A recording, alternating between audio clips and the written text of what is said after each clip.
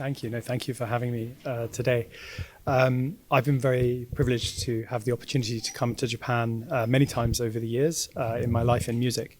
But this is the first time that I've come here with my Saudi colleagues.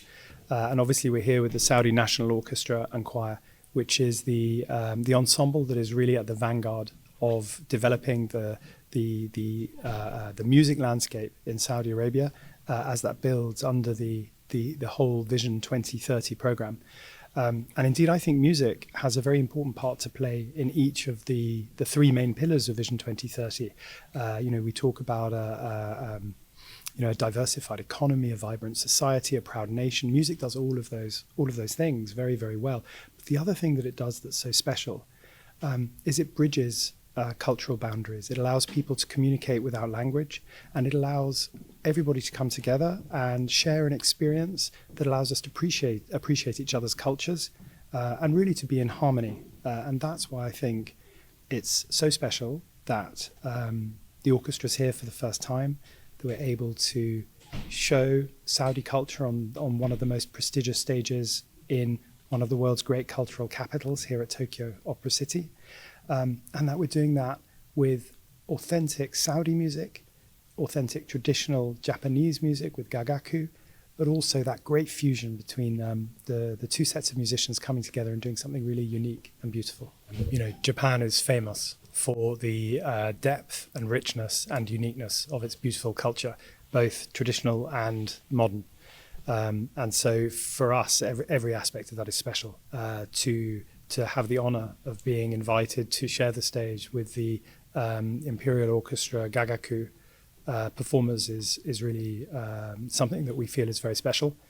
And to have that modern element of collaborating with the Tokyo College of Music Academy Orchestra, and of course with Hote-san, for us it's a deep honor, but it's also shows how our cultures are different and yet similar. The regard for tradition and modernity, the appreciation of music, the sense of formality in public, but warmth and sense of fun as well in private. It's a really some of the special things that we always hope will come out of these cultural encounters, and that certainly is in evidence in Japan.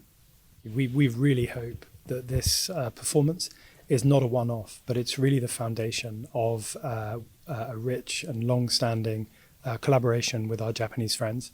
The Tokyo College of Music, who we're collaborating with on this concert, we've already started talking about cultural exchanges, about student collaborations, also exploring with their Institute of Ethnomusicology, the history of different instruments, traditional Arabic instruments, as well as the work that they do on Japanese instruments. And in contemporary music, we hope that Saudi artists will start to have opportunities to play on stages here in Tokyo, like Blue Note and Billboard Live and Cotton Club, or let's say the festivals like Summer Sonic or Fuji Rocks. And equally, we'd love to see Japanese artists playing more in Riyadh on our stages and all over the Kingdom of Saudi Arabia. Saudi Arabia has a very exciting story to tell.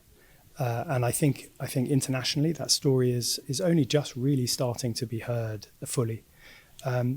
What's happening in music sort of tells a story of the excitement, the dynamism and the change, as I said before, diversifying the economy, contributing to a vibrant society and a proud nation. Particularly now, as we're on the eve of the 70th anniversary next year of diplomatic relationships between Saudi Arabia and Japan, coming with the orchestra, creating that, fostering that human-to-human connection through culture, I think tells the story of the next chapter. I think, there are obviously strong diplomatic and economic links between these two nations. Now starting to build those social and cultural bonds and reinforce them, I think is wonderful timing, and particularly with Osaka Expo coming up next year.